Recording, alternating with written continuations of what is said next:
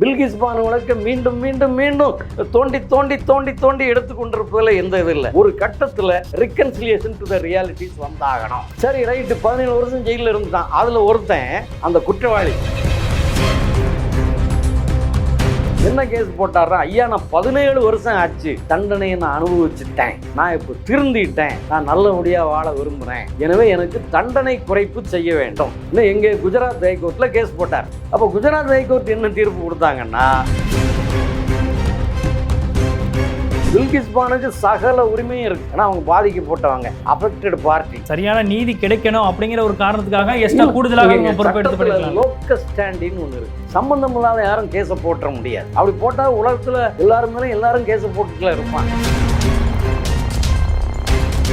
குஜராத் ஹைகோர்ட்டுக்கு இந்த பவர் கிடையாது. ஏன்னா கேஸ் நடந்தது மகாராஷ்டிராவில் நடந்தது. எனவே உங்களுக்கு ஏதாவது தீர்ப்பு, சாதகமான தீர்ப்பு வேணும்னு சொன்னா நீங்க மகாராஷ்டிராவில் போய் கேஸை போடுங்க என்று சொல்லி குஜராத் ஹைகோர்ட் தீர்ப்பு கொடுத்துட்டான். அப்ப பாதிக்கப்பட்டவர் என்ன பண்ணணும், மகாராஷ்டிராவுக்கு போகல, அவர் நேரம் உச்ச நீதிமன்றத்துக்கு போனார். உச்ச நீதிமன்றத்தில் அவங்க ஒரு தீர்ப்பு கொடுக்குறாங்க. என்ன தீர்ப்புன்னு சொன்னா, இந்த கோயம்புத்தூர் குண்டுவெடிப்பு குற்றவாளிகள் இங்கே டெல்லியில் போய் உச்சநீதிமன்றத்தில் கேஸை போடுறான். ஓகே, நீங்கள் தண்டனை குறைப்பு பண்ணுங்கன்னு சொல்லிடும். ஆனால் தமிழ்நாடு அரசு சொல்லலை. அது எடப்பாடியார் காலத்துலையும் சொல்லலை, ஸ்டாலின் காலத்துலையும் சொல்லலை. ஆனால் இதை வச்சு இந்த இரண்டு கட்சிகளும் அரசியல் பண்ணுறாங்க அப்படின்னு. குஜராத் ஹைகோர்ட்டு மிக நல்ல தீர்ப்பை கொடுத்தான். நாங்கள் செய்ய முடியாது, மகாராஷ்டிராவுக்கு போனோம். அப்புறம் இதே உச்ச நீதிமன்றத்தில் அஜய் ரோஸ்டகி அவர் என்ன தீர்ப்பு கொடுக்குறாரு, இல்லை குஜராத் கோர்ட்டில் செய்யலான்னு. இப்போ இந்த நாகரத்னா அம்மையார் இவர் குஜ்ஜல் அவர்களும் சேர்ந்து என்ன தீர்ப்பு கொடுக்குறாங்க, இல்லை மகாராஷ்டிரா தான் கொடுக்கணும், குஜராத்துக்கு அதிகாரம். இவ்வாறு மாறுபட்ட தீர்ப்புகள் வந்து கொண்டிருப்பது மக்கள் மத்தியில் ஒரு நம்பிக்கையை தராது. சிறை என்பது தண்டனை கொடுக்கணும், அதில் நம்ம மாற்று கருத்தே கிடையாது. தண்டனை பீனல் ஆக்ஷன்ங்கிறதா ஃபர்ஸ்ட் பாயிண்ட். ரெண்டாவது, அவனை ரிஃபார்ம் பண்ணணும். அதே நேரத்தில் இவனை சீர்திருத்துவதும் முக்கியம். ஏன்னா அந்த அடிப்படையில் மீண்டும் மீண்டும் இன்னும் 500 கோடி வருஷத்துக்கு பில்கிஸ் பானு என்று பேசிக் கொண்டிருப்பது எந்த விதத்திலும் இந்த நாட்டு முன்னேற்றத்துக்கு உதவாது.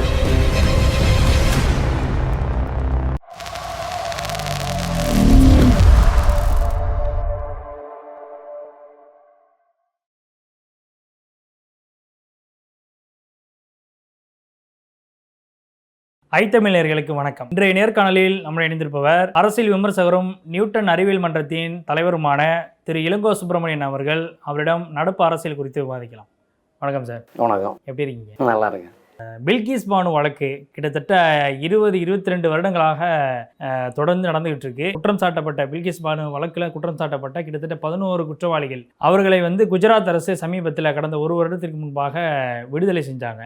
இந்த முன்கூட்டியே விடுதலை செய்ததுக்கு எதிராக உச்சநீதிமன்றத்தில் வழக்கு என்பது இப்போ சமீபத்தில் வந்துச்சு. இந்த வழக்கில் நீதிபதி நாகரத்னா அவர்கள் இந்த தீர்ப்பு அப்படிங்கிறது ரொம்ப ஒரு மோசடியாக பெறப்பட்டிருக்கு அப்படின்ற ஒரு விஷயத்தையும் நாகரத்னா சொல்லியிருக்கிறாங்க. அது மட்டும் இல்லாமல் முன்கூட்டியே விடுதலை செய்ததே தவறு, குஜராத் அரசு இதில் முடிவெடுக்க முடியாது, ஏன்னா அந்த வழக்கு நடந்தது அப்படிங்கிறது மகாராஷ்டிரா அரசு தான் இது தொடர்பாக முடிவெடுக்கணும் அப்படின்ற ஒரு விஷயத்தையும் சொல்லியிருக்கிறாங்க. இந்த வழக்கை நீங்கள் எப்படி பார்க்குறீங்க? அந்த கடந்த காலகட்டங்களில் இந்த வழக்கு எப்படி கடந்து வந்துச்சு? இன்றைய தலைமுறைக்கு இந்த இதெல்லாம் ஞாபகமே இருக்க முடியாது. ஏன்னா விஷயம் நடந்து 20 வருஷத்துக்கு மேலே ஆகும். பல பேருக்கு, புதிய தலைமுறைக்கு ஒன்றுமே தெரியாது. 2002 பிப்ரவரி மாதம் 27 குஜராத்தில் கோத்ரான்னு ஒரு ரயில்வே ஸ்டேஷன், அங்கே சபர்மதி எக்ஸ்பிரஸ்ன்னு ஒரு வண்டி நின்றுச்சு. அந்த ட்ரெயினில் S6 6ஆம் நம்பர் அந்த கம்பார்ட்மெண்ட்டில் தீ வைத்து கொளுத்தப்பட்டு ஒரு பெரிய மாபு, ஒரு கூட்டமாக சேர்ந்து அங்கே உள்ள பேசஞ்சர்ஸில் இந்த அயோத்திக்கு போயிட்டு வந்தாங்க கரசேவகர்கள் என்று சொல்லக்கூடிய இந்த ராமர் கோவில் இந்த மாதிரி சமாச்சாரங்களில் சம்பந்தமுள்ள ஆன்மீக பீப்புள். அதில் ஒரு 59 பேர் செத்து போனாங்க, உயிரோடு எரித்து கொல்லப்பட்டார். அதை ஒட்டி குஜராத்தில் ஒரு வகுப்பு கலவரம் நடந்துருச்சு, அதுலேயும் கணக்கு இல்லாமல் இறந்து போனாங்க. இப்போ அதை ஒட்டி போலீஸ் நடவடிக்கை எடுத்தது. அந்த நடவடிக்கை எடுத்ததில் இந்த வகுப்பு கலவரத்தில், அதாவது கோத்ரா ரயில் எரிப்பு சம்பவத்தை தொடர்ந்து நடைபெற்ற வகுப்பு கலவரம்னா இந்து முஸ்லீம் வகுப்பு கலவரம், அதில் நடவடிக்கை எடுத்த போது அதில் ஒரு 11 பேர் தண்டிக்கப்பட்டாங்க. ஆயுள் தண்டனை. இப்போ அவர்களுக்கு தண்டனை குறைப்பு கொடுத்தது குஜராத் அரசு. அதை எதிர்த்து கேஸ் போட்டாங்க. அதில் உச்ச நீதிமன்றம் தீர்ப்பு கொடுத்துருக்கு. அந்த தீர்ப்பு என்ன சொல்கிறாங்கன்னா, 11 பேர் ஆயுள் தண்டனை கைதிகளுக்கு தண்டனை குறைப்பு வழங்கி ரெமிஷன் அவர்களை விடுதலை செய்தது செல்லாது என்பதுதான் இன்றைக்கு வந்திருக்கக்கூடிய தீர்ப்பு. பெருமதிப்புக்குரிய நாகரத்னா அம்மையார், அவர் உஜ்ஜல் என்கிற இன்னொரு நீதியரசர், 2 உச்ச நீதிமன்ற நீதிபதிகள் இந்த தீர்ப்பை கொடுத்துருக்காங்க. எனவே அந்த தீர்ப்பின் பிரகாரம் இப்போது விடுதலையாகி வெளியில் இருக்கக்கூடிய அந்த 11 பேரும் 2 வார டயத்துக்குள்ள சிறைக்கு போக வேண்டும் என்று தெளிவான உத்தரவு. இதுக்கெல்லாம் யாரும் உலகத்திலாம் ஸ்டே வாங்க முடியாது. எனவே இன்னும் 2 வாரத்துக்குள்ள அந்த விடுதலையான 11 பேரும் சிறைக்கு போக வேண்டும் என்பதான் இந்த தீர்ப்பு. இப்போ இதில் கொஞ்சம் இன்றைய தலைமுறைக்கு பல விஷயம் தெரியாததுனால நான் கொஞ்சம் சொல்ல விரும்புகிறேன். இப்போ கோத்ரா சம்பவம், ரயில் எரிப்பு சம்பவம் பார்த்தோம். 59 பேர் இறந்து போனாங்க. இப்போ அதில் நிறைய பேர் கைது பண்ணி கடைசியில் தண்டனை 31 பேருக்கு கிடைச்சிது. 31 பேருக்கு லைஃப். ஆமாம், லைஃப். கொஞ்சம் சில பேருக்கு தூக்கு தண்டனை கொடுத்து அப்புறம் ஹைகோர்ட் அதை கம்யூட் பண்ணிட்டான். ஏன்னா சம்பந்தப்பட்ட அனைவருக்கும் 31 பேருக்கும் என்ன தண்டனைன்னா ஆயுள் தண்டனை, செக்ஷன் 302 ஐபிசி, படுகொலைக்கான. அதற்கப்புறம் இந்த சம்பவம் கோத்ரா ரயில் எரிப்பு தொடர்ந்து நடந்த வகுப்பு கலவரம். பில்கிஸ் பானுடைய பாலியல் பலாத்காரம், குடும்பம் கொல்லப்பட்டது. அதில் இந்த பில்கிஸ் பானு என்கிற பெண்மணி, இன்னைக்கு அந்த அம்மாவுக்கு 41 வயசு, 2002 அந்த பொண்ணுக்கு 21 வயசு. அந்த பெண்ணை கூட்டு பாலியல் வன்முறை பண்ணி அவங்களுடைய சொந்தக்காரங்க, அவங்க புருஷன் எல்லாரையும் அந்த குடும்பத்தில் பல பேர் கொல்லப்பட்டார். இது மாதிரி பல கலவரங்கள் நடந்திருக்கு. அதில் இது ஒன்று. இந்த பில்கிஸ் பானு என்பது அந்த பெண்ணுக்கு 21 வயது என்பதனால, கூட்டு பாலியல் என்பதனால அது பெரிய அளவுக்கு இதாகி போச்சு. ஒரு அமைதியற்ற ஒரு கலவரம் நடக்கும்போது என்னவெல்லாம் நடக்கும் இல்லையா? இப்போ அதில் குற்றவாளிகளை பிடிச்சாங்க. பிடிச்சி அதில் 11 பேருக்கு ஆயுள் தண்டனை செக்ஷன் 302 போட்டு கொடுத்தாச்சு. இதில் என்ன ஆரம்பத்தில் என்னென்னா, சாட்சிகளை கலைத்து விடுவார்கள் என்பதனால இந்த கேஸினுடைய விசாரணை மகாராஷ்டிராவில் நடந்துச்சு. இப்போ ஜெயலலிதா மீது ஒரு சொத்து குவிப்பு நடந்துச்சுல்ல, அது ஏன் பெங்களூரில் நடந்துச்சு? இங்கே அந்த அம்மா தான் ஆட்சியில் இருக்காங்க. எனவே சாட்சிகள் கலைக்கப்படும், யாரும் துணிஞ்சு சாட்சி சொல்ல வரமாட்டான். ஏன்னா அதே நிலைமை எல்லோருமே அந்த குஜராத்தில் இருப்பதனால குற்றவாளிகளுக்கு எதிராக சாட்சி சொல்லக்கூடியவர்களுக்கு பாதுகாப்பு கிடையாது. எனவே வேறு மாநிலத்தை நடத்துவோன்னு அங்கே மகாராஷ்டிராவில் நடத்தினாங்க. நடத்தி அங்கே ஒரு செஷன்ஸு கோர்ட்டு 2008 11 பேருக்கும் லைஃப் சென்டென்ஸ் கொடுத்து. சம்பவம் நடந்து 2002. தண்டனை sessions court, Maharashtra sessions court கொடுத்தது 2008. அது அப்பீல் போகும்போது ஹைகோர்ட் அத்தனை பேருக்கு உண்டான ஆயுள் தண்டனையை 2017 உறுதி செய்தது. ஹைகோர்ட் தண்டனையை ஊர்ஜிதம் பண்ணிட்டான். எனவே ஜெயிலில் இருக்கிறாங்க. இப்போ இப்படி இருக்கக்கூடிய காலகட்டத்தில் அதில் தண்டனை அனுபவித்த ஒருவர், அவர் ஒரு கேஸ் போடுறார் குஜராத் ஹைகோர்ட்டில். என்ன கேஸ் போட்டார்னா, ஐயா நான் 17 வருஷம் ஆச்சு, தண்டனையை நான் அனுபவிச்சுட்டேன், நான் இப்போ திருந்திட்டேன், நான் நல்லபடியாக வாழ விரும்புகிறேன், எனவே எனக்கு தண்டனை குறைப்பு செய்ய வேண்டும் இன்னும் எங்கே குஜராத் ஹைகோர்ட்டில் கேஸ் போட்டார். அப்போ குஜராத் ஹைகோர்ட் என்ன தீர்ப்பு கொடுத்தாங்கன்னா, இதை நாங்கள் செய்ய முடியாது, குஜராத் ஹைகோர்ட்டுக்கு இந்த பவர் கிடையாது. ஏன்னா கேஸ் நடந்தது பக்கத்து மாநிலம் மகாராஷ்டிராவில் நடந்தது. எனவே உங்களுக்கு ஏதாவது தீர்ப்பு, சாதகமான தீர்ப்பு வேணும்னு சொன்னால் நீங்கள் மகாராஷ்டிராவில் போய் கேஸை போடுங்க என்று சொல்லி குஜராத் ஹைகோர்ட்டு தீர்ப்பு கொடுத்துட்டான். அப்போ பாதிக்கப்பட்டவர் என்ன பண்ணணும்? மகாராஷ்டிராவுக்கு போகல, அவர் நேராக உச்ச நீதிமன்றத்துக்கு போனார். உச்ச நீதிமன்றத்தில் அவங்க ஒரு தீர்ப்பு கொடுக்குறாங்க. என்ன தீர்ப்புன்னு சொன்னால், 2 ஜட்ஜு அஜய் ரோஸ்டகி, விக்ரம் நாத், இந்த 2 இப்போ அஜய் ரோஸ்டகிலாம் ரிட்டையர்ட் ஆகிட்டார் பார்த்துடுங்க. இப்போ இவங்க கொடுத்த அந்த தீர்ப்பில் என்ன சொல்கிறான், ஐயையோ மகாராஷ்டிராக்கெலாம் தேவையில்லை, குஜராத் ஹைகோர்ட்டே தீர்ப்பு கொடுக்கலாம், குற்றம் எங்கே நடந்ததுன்னு தான் பார்க்கணும், அக்கரன்ஸ் ஆஃப் கிரைம் எங்கே குஜராத், எனவே குஜராத் கோர்ட்டு தான் முடிவு பண்ணணும். ஒரு எக்ஸப்ஷனல் சர்க்கம்ஸ்டன்ஸில் ஒரு விசாரணை பக்கத்து மாநிலத்தில் நடந்துச்சு. அது தீர்மானிக்கக்கூடிய அம்சம் அல்ல. எனவே நீங்கள் குஜராத் ஹைகோர்ட்டுக்கு ஒரு டைரக்ஷன் கொடுத்துட்டான் குஜராத் கவர்மெண்ட்டு, இவங்களுடைய ரெமிஷனை நீங்கள் பார்த்து செய்யுங்கன்னு சொல்லி. உச்சநீதிமன்ற தீர்ப்பின் அடிப்படையில் குஜராத் கவர்மெண்ட் என்ன பண்ணால் தண்டனை குறைப்பு பண்ணி அவங்கள விடுதலை பண்ணிட்டாங்க. சரி, இதோட இந்த மேட்டர் முடிஞ்சு எப்போது 2022. இப்போ அதை எதிர்த்து பாதிக்கப்பட்ட பெண்மணி பில்கிஸ் பானு போனாங்க. ஐயா, நம்மளை இவ்வளோ கொடுமை பண்ணால் அவனை விடுதலை பண்ணிட்டாங்க ஐயா, இது நியாயம் இல்லைன்னு சொல்லி. அது அவங்களுக்கு முழு நிறைவான நியாயம் உண்டு. அது மட்டும் இல்லாமல் இந்த இதில் பப்ளிக் இன்ட்ரெஸ்ட் லிட்டிகேஷன் பல பேர் போட்டாங்க, அது தேவையற்றது. உதாரணமாக மிகுவா மொய்த்ரா, இப்போ எம்பி பதவி பறிக்கப்பட்ட அந்த பெண்மணி, திரிணாமுல் காங்கிரஸ் கட்சியினுடைய அந்த பெண்மணி, அவங்க இதில் ஒரு பெட்டிஷனர். மார்க்சிஸ்ட் கம்யூனிஸ்ட் கட்சியில் சுபாஷினி அலி, அவங்க ஒரு பெட்டிஷனர். அதாவது பப்ளிக் இன்ட்ரெஸ்ட் லிட்டிகேஷன் போட்டாங்க. பப்ளிக் இன்ட்ரெஸ்ட் லிட்டிகேஷன் போடும்போது அவங்களுக்கு லோக்கஸ் ஸ்டாண்டி, இதில் என்ன சொந்த பொறுப்பு என்ன இருக்குது?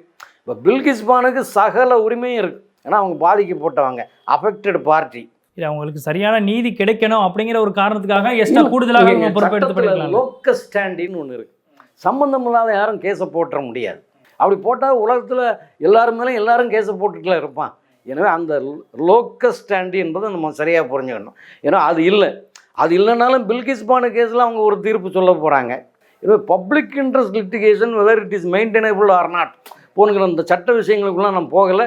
நாட் மெயின்டெனபிள்னு என்னுடைய கருத்து. ஆனால் பில்கிஸ் பானுனுடைய வழக்கு அது விசாரணைக்கு உகந்தது, ஏற்றது. இப்போ அதில் தீர்ப்பு கொடுத்துருக்காங்க. நான் என்ன கேட்குறேன்னு சொன்னால், குஜராத் ஹைகோர்ட்டு மிக நல்ல தீர்ப்பை கொடுத்தான், நாங்கள் செய்ய முடியாது, மகாராஷ்டிராவுக்கு போனோம். அப்புறம் இதே உச்சநீதிமன்றத்தில் அஜய் ரோஸ்டகி அவர் என்ன தீர்ப்பு கொடுக்குறாரு? இல்லை குஜராத் கோர்ட்டை செய்யலான்னு. அப்போ இதுக்கப்புறம் இப்போ இந்த நாகரத்னா அம்மையார் அவர் இந்த இவர் புஜ்ஜல் அவர்களும் சேர்ந்து என்ன தீர்ப்பு கொடுக்குறாங்க? இல்லை மகாராஷ்டிரா தான் கொடுக்கணும், குஜராத்துக்கு அதிகாரம் இல்லை. அப்போது இது இவ்வாறு மாறுபட்ட தீர்ப்புகள் வந்து கொண்டிருப்பது மக்கள் மத்தியில் ஒரு நம்பிக்கையை தராது. நீதித்துறை மீது நீதி செய்யப்படுவதாக தோற்றமளிக்கவும் வேண்டும் இல்லையா? அப்போ குஜராத் ஹைகோர்ட் சொன்னதை அன்றைக்கே நீங்கள் ஏற்றுக்கிட்டு போயிருக்கலாம்ல. அவன் மகாராஷ்டிராவுக்கு போயிருப்பானே, அங்கே என்ன முடிவோ அதை அவன் ஏற்றுட்டு போகிறான். குஜராத்துக்குள்ளே பண்ணலான்னு ஒரு தீர்ப்பு, இல்லை அப்படி பண்ணக்கூடாதுன்னு இன்னொரு தீர்ப்பு, ஒரு டெக்னிக்கல் கிரவுண்ட்ஸில் இந்த தீர்ப்பு வந்திருக்கு. ஸோ அது சட்ட ரீதியாக ஜனநாயக ரீதியாக பார்க்குற போது அது அவ்வளோ சிறப்பானதில்லை. அதே நேரத்தில் இன்னொரு விஷயம், இந்த கோத்ரா ரயில் எரிப்பு தான் எல்லாத்துக்கும் மூல காரணமாக வந்துச்சு. இப்போ அதில் எத்தனை பேர்? 31 பேர் தண்டிக்கப்பட்டாங்க, எல்லோருக்கும் லைஃபு. அதில் அவ்வப்போது பல பேர் 2023 இந்த ஏப்ரல் மாதம் ஒரு 8 பேருக்கு தலைமை நீதியரசர் சந்திரசூட் அவரும் இன்னொருத்தர் ஜட்ஜும் 2 பேர் சேர்ந்து 8 பேருக்கு பெயில் கொடுத்துட்டாங்க. என்ன ரீசன் சொன்னாங்கன்னா, 17 வருஷம் ஆகிப்போச்சு தண்டனை அனுபவிச்சு ஜெயிலில் இருந்து, எனவே பெயில் கொடுக்கலாம்.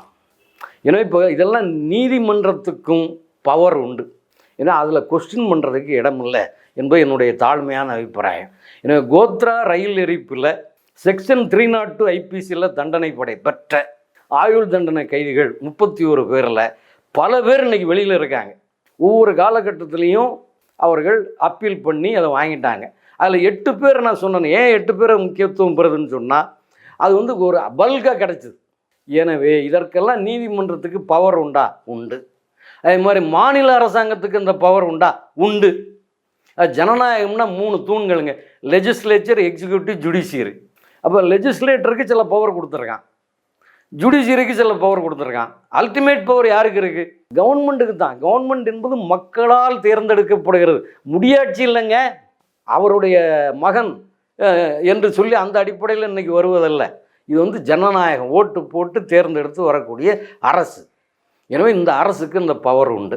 இப்போ தமிழ்நாட்டில் நீங்கள் பார்த்தீங்கன்னா, மதுரையில் லீலாவதி என்று ஒரு மார்க்சிஸ்ட் கம்யூனிஸ்டினுடைய கவுன்சிலர் படுகொலை செய்யப்பட்டாங்க. தமிழ்நாடு முழுக்க எல்லாருக்கும், சின்ன குழந்தை கூட தெரியும். இப்போ அந்த கொலைகார பாவிகளெல்லாம் விடுதலை பண்ணிட்டாங்கல்ல, முன்கூட்டியே விடுதலை. கவர்மெண்ட்டுக்கு அந்த பவர் இருக்குது, நம்ம ஒன்றும் செய்ய முடியாது. தா கிருஷ்ணன் திமுக மாவட்ட செயலாளர், அமைச்சராக இருந்தவர், அவர் படுகொலை செய்யப்பட்டார். யார் படுகொலை செய்தாங்கன்னு எல்லாருக்குமே தெரியும். அதில் தா கிருஷ்ணனுடைய கொலையாளிகள் அத்தனை பேரும் வெளியே வந்துட்டாங்க. எனவே அரசாங்கத்துக்கு அந்த பவர் இருக்குது. இங்கே அறிஞர் அண்ணா பிறந்த நாள், அல்லது எம்ஜி ராமச்சந்திரன் பிறந்த நாள் என்று ஏதாவது ஒரு சாக்கை வைத்துக்கொண்டு அரசு தன்னுக்குள்ள அதிகாரத்தை பயன்படுத்தி செய்யலாம். இப்போ அதில் கோயம்புத்தூர் குண்டுவெடிப்பு நடந்துச்சு, ஞாபகம் இருக்கா? அல் உம்மான்னு அந்த காலத்தில். இப்போ அதில் பல பேர் அன்றைக்கி தப்பு பண்ணிட்டாங்க, ஜெயிலுக்கு போயிட்டாங்க. இப்போ எனக்கு தெரிஞ்சு அவங்க 20 வருஷத்துக்கு மேலே தண்டனை அனுபவிச்சாச்சு, கிட்டத்தட்ட 25 வருஷம். அவங்கள விட்டு தொலைங்கப்பா என்று நான் சொல்கிறேன். எனக்கு எந்த அதிகாரமும் கிடையாது, நான் ஜட்ஜும் கிடையாது. அப்போ அவங்கள விடுங்க நான் சொல்கிறேன். அப்போ விடுவதற்கு யாருக்கு பவர் இருக்குது? கோர்ட் ஒன்றும் செய்ய முடியாது. கோர்ட்டு வழி சொல்லிட்டாங்க, நீங்கள் அரசே முடிவு எடுத்துக்கலான்ட்டு. ஆமாம், கோர்ட்டு வந்து அதாவங்க லெஜிஸ்லேச்சர், எக்ஸிக்யூட்டிவ், ஜுடிஷியரி ஒவ்வொருத்தனுக்கும் ஒரு பவர் இருக்குல்ல. இப்போ லெஜிஸ்லேச்சருடைய பவரில் உட்கார்ந்துருக்கான். அப்போ தமிழக அரசு எடப்பாடியார் இருந்தார், இப்போ ஸ்டாலின் இருக்கிறார். இவர்கள் அவங்க இத்தனை வருஷம் தண்டனை அனுபவிச்சுட்டான் என்று சொல்லி அவனுக்கு ஒரு விடுதலையை கொடுத்தால் அதை ஆட்சேபிக்க முடியாதுங்க, என்னுடைய கருத்துங்க. அதை யாரும் ஆட்சேபிக்க கூடாது என்பதையும் நான் வலியுறுத்த வரேன். ஏன்னா அது கோத்ராவானாலும், கோத்ராவில் தீ வச்சு அந்த குழந்தைகளை, பெண்களை, பிரயாணிகளை உயிரோடு கொளுத்தினவன் இன்றைக்கி வெளியில் தான் இருக்கான். இப்போ அதை நம்ம காலம் ஆகுது, அதையே நம்ம பேசிக்கிட்டு இருக்க முடியாது. அதே மாதிரி பில்கிஸ் பானுவுக்கு கொடுமை இழைத்தவர்கள் இன்றைக்கி அவர்கள் வெளியே வந்திருக்காங்க. இப்போ திரும்பவும் உள்ளுக்கு போகிறாங்க. இங்கே நான் லீலாவதி கேஸில் இருந்து அவ்வளோ பேர் இன்றைக்கி வெளியில் இருக்கிறாங்க. எனவே இதில் அரசுக்கு உண்டான அதிகாரத்தை நாம் ஏற்றுக்கொண்டு அமைதியாக இருக்கணும். அரசுக்கு ஒரு வேண்டுகோள் விடுக்கிறேன் நான். கோயம்புத்தூர் குண்டுவெடிப்பில் பாதிக்கப்பட்ட இஸ்லாமிய அன்பர்களுக்கு நீங்கள் விடுதலை செய்யலாம் என்று என்னுடைய அபிப்பிராயத்தை நான் சொல்கிறேன். அதுக்கு மேலே என்னால் என்ன செய்ய முடியும்னு சொல்லுங்கள். அதற்கு மாற்றமாக அரசு தரப்புலேருந்து அஃபிடேவிட் தாக்கல் பண்ணுறாங்களே, இவங்களை வெளியிட்டால் சமூக பதற்றம் ஏற்படும், இவங்க வந்து இன்னும் பழைய அதே மனநிலையில் தான் இருக்கிறாங்க அப்படின்ற மாதிரி தானே அரசு தரப்பில். உச்ச நீதிமன்றம் வரைக்கும் தமிழக அரசு, மதிப்புக்குரிய ஸ்டாலின் அவர்கள் தலைமையில் உள்ள அரசு இந்த கருத்தை தான் உச்ச நீதிமன்றத்துக்கு சொல்லி வெளியில் வந்து அவர்களை வெளியிடுவதற்கான எல்லா முயற்சியும் மேற்கொள்வோம் அப்படின்ட்டு வெளியில் பேசுகிறாங்க. இங்கே எது சட்டப்படி நிற்குதோ அதானங்க பேச முடியும். ரோட்டில் 10 பேர் இப்போ பொய்களை சொல்லிட்டு தெரியுவான் ஓட்டு வாங்குவதற்காக. இங்கே உச்ச நீதிமன்றம் முடிவெடுக்கக்கூடிய அமைப்பு இல்லைங்களா? இப்போ குஜராத்தில் என்ன பண்ணான் அவன், அந்த ஆள் வந்து உச்ச நீதிமன்றத்தில் கேஸ் போட்டு அஜய் ரோஸ்டரிக்கு தீர்ப்பு கொடுத்த பிறகு தானே குஜராத் கவர்மெண்ட் தண்டனை குறைப்பு பண்ணுறான். அவனா சொந்தமாக பண்ணலை, உச்ச நீதிமன்ற தீர்ப்பு வந்து பண்ணுறான்.